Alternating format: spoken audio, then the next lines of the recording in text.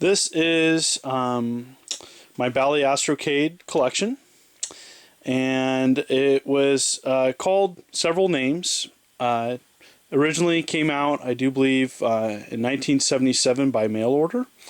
That version was called the Bally Home Library Computer, also known as Bally Professional Videocade, Bally Arcade, Astrovision, Bally Computer.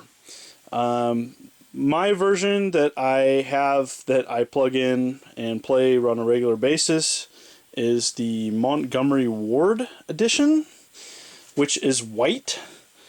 The nuts and bolts of this system is that typically you would find this one in the wild with the wood grain like the Atari. Has a very, very unique shape to the console itself. Is just strange looking. Has a small calculator keypad, which dedicated people could program very well using that. The games themselves are almost like a cassette tape. In fact, cassette tape cases work well to house games. Had a storage rack built inside the consoles where you could store your extra games. The covers, by the way, in good shape, are getting harder to find. Again, this is the white version, the Montgomery Ward edition, but the molding is the same size as the other versions. It's just a different color. That's the only difference. And some of the peripherals, they had like a basic cart that they made for the system. This is the one, I do believe the rare one without the interface. Then they came with a cassette tape with a bunch of calculator overlays, keypad overlays you could use for programming. And of course the games. Now this was some of these were at a previous Classic Gaming Expo on display. More than happy to support that awesome show. But anyways, this is the packaging. If you find one in the wild, kind of unique about the packaging is that it's pretty flimsy.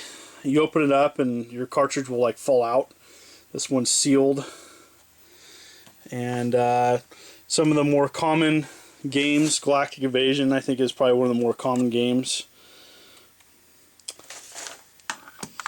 And some of the label variants, you'll see like Bally versus Astrocade. A couple prototypes. This is actual Galaxian, which turned into Galactic Invasion. It's just a dealer demo. They do sell a multi-cart online, and it's pretty good if you want to get all the games. Some of the common games, though, can easily be had on eBay for inexpensive. The other thing that's really unique about this system is a controller. I've never seen another controller like this. I kind of think if it's like a combination between a toothpaste cap, a trigger on a gun, and an Atari joystick. So you can move the joystick top, up, down, left, right, but you can also turn it for certain games, which is needed as well. And then obviously the fire button. It's really unique. As you can see here, this is a controller joystick 1.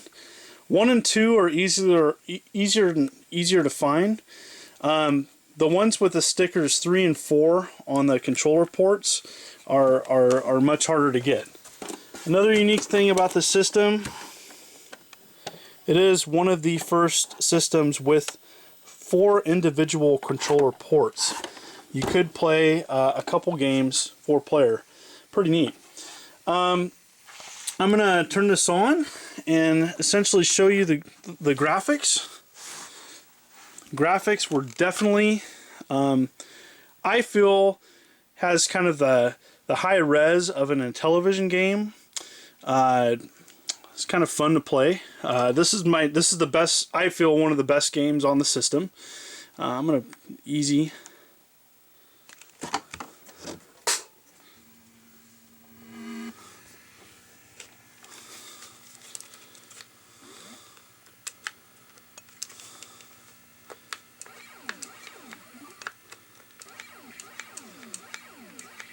I'm gonna die because it's got a cool. If I can die. Come